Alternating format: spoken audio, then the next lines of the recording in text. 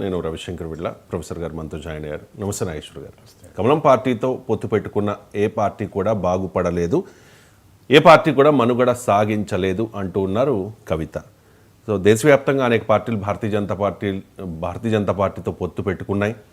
మొదట్లో కలిసి ఆ తర్వాత విడిపోయిన పార్టీలు, విమర్శలు చేసిన పార్టీలు, ఉదాహరణకు తెలుగుదేశం పార్టీ 2014లో పొత్తు పెట్టుకుంది, 2019లో విమర్శించింది, 2024లో మళ్ళీ పొత్తు పెట్టుకుంది.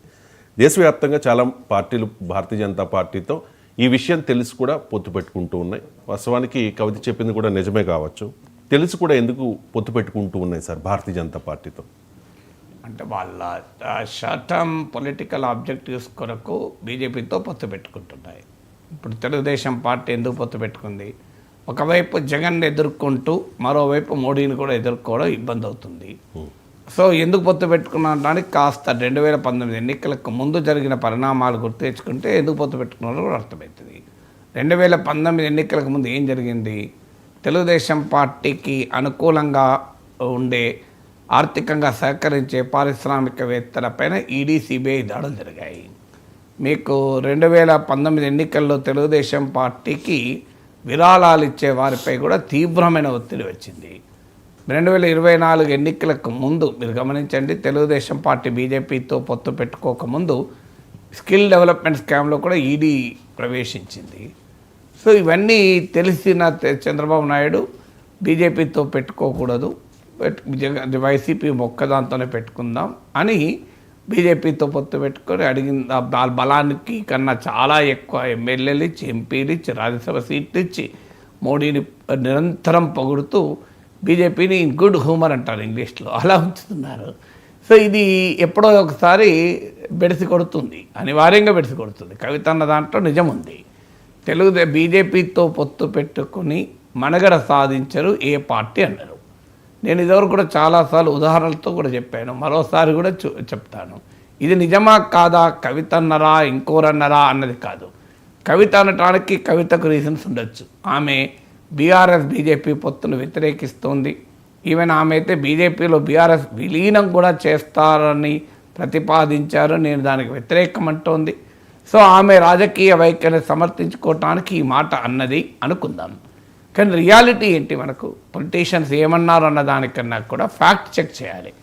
ఫ్యాక్ట్ చెక్ చేస్తే బీజేపీతో ఏ పార్టీలు ఏ సందర్భాల్లో పొత్తు పెట్టుకున్నాయి, ఆ తర్వాత బీజేపీ పెరిగిందా, ఆ పొత్తు పెట్టుకున్న పార్టీ పెరిగిందా, ఇది క్రైటీరియాగా మనం పెట్టుకుంటే మీరు ఆంధ్రప్రదేశ్ నుంచి కాశ్మీర్ వరకు చూడండి.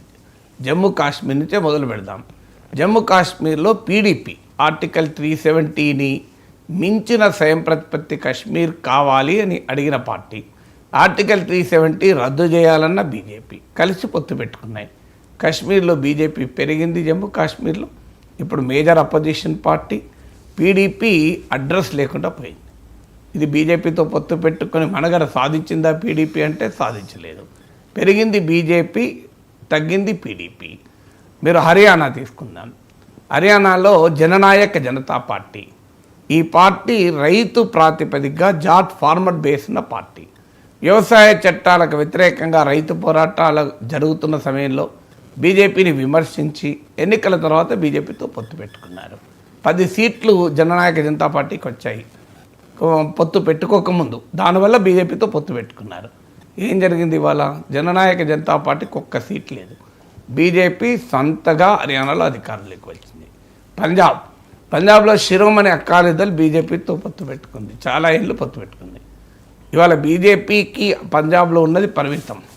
ఆ పరిమితం ఉన్నదాన్ని కాస్తంత ఎక్స్పాండ్ చేసుకుంటోంది. కెప్టెన్ అమరీందర్ సింగ్ లాంటి వాళ్ళు, సునీల్ జాఖర్ లాంటి వాళ్ళు బీజేపీలో చేరారు. శిరోమణి అకాలీదళ్ ఇవాళ పంజాబ్ రాజకీయాల్లో 3rd పొజిషన్కు, డిస్టెంట్ 3rdకు నెట్టివేయబడింది. మీకు 3 ఉదాహరణలు చెప్పాను. 4వది ఉత్తరప్రదేశ్.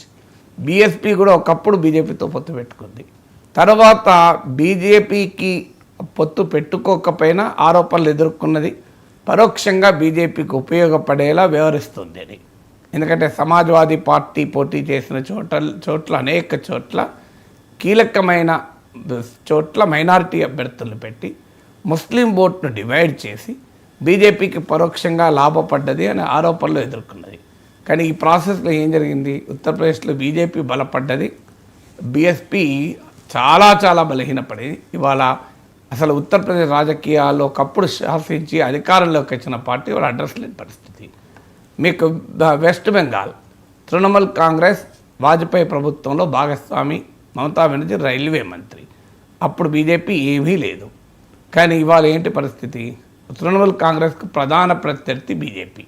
77 సీట్లతో అసెంబ్లీలో ప్రధాన ప్రత్యర్థి. రేపు మాపు బెంగాల్లో మమతా బెనర్జీ ఓడించి మేమే అధికారంలోకి వస్తామంటున్నారు.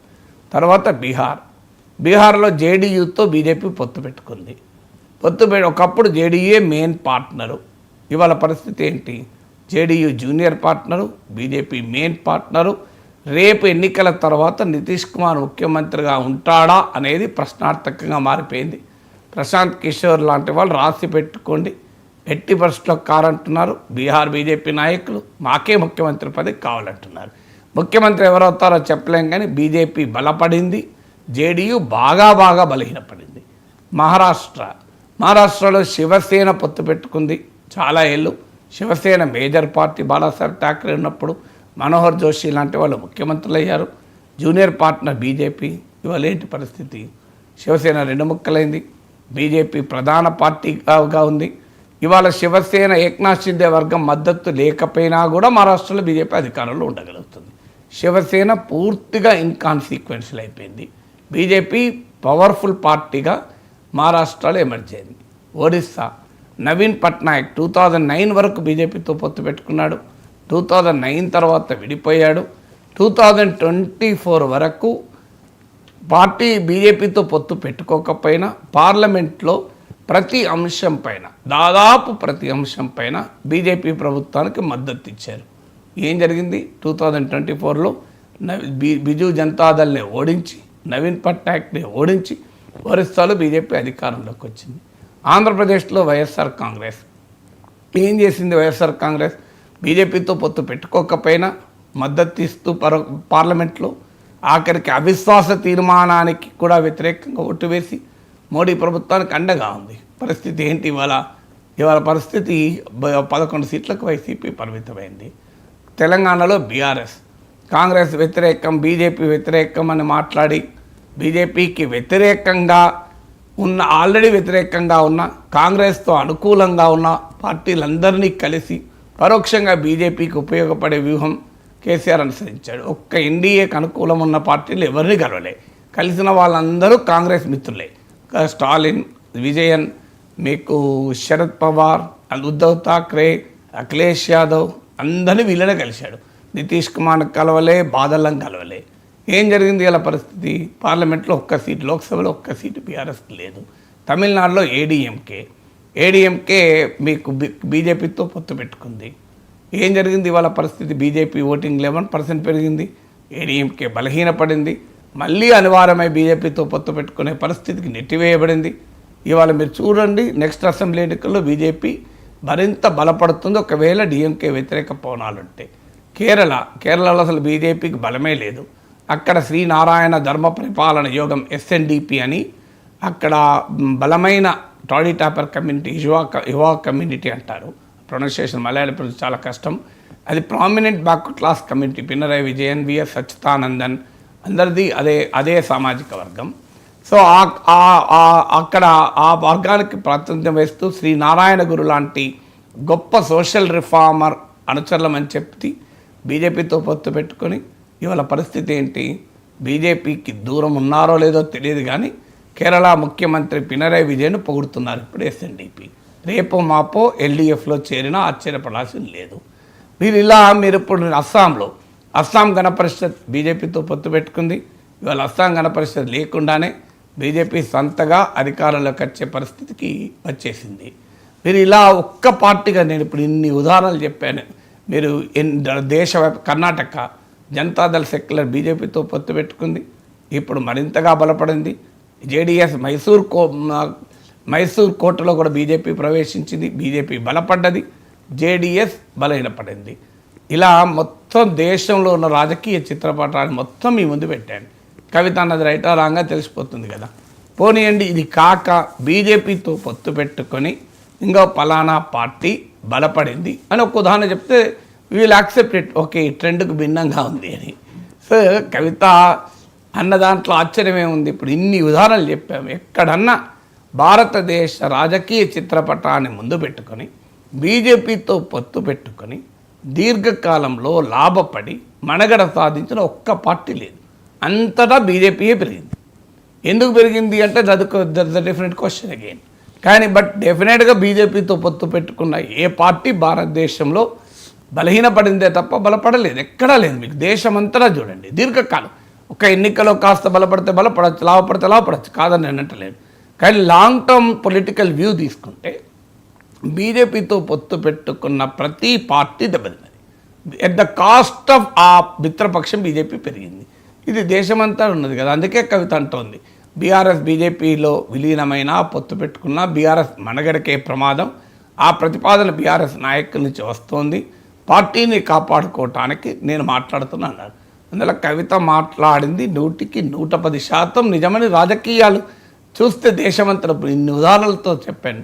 ఎవరైనా ఒక్క ఉదాహరణ, 2 ఉదాహరణలు, 3 ఉద్దేశాలు ఎవరైనా బీజేపీ నాయకులు చెప్పబడండి.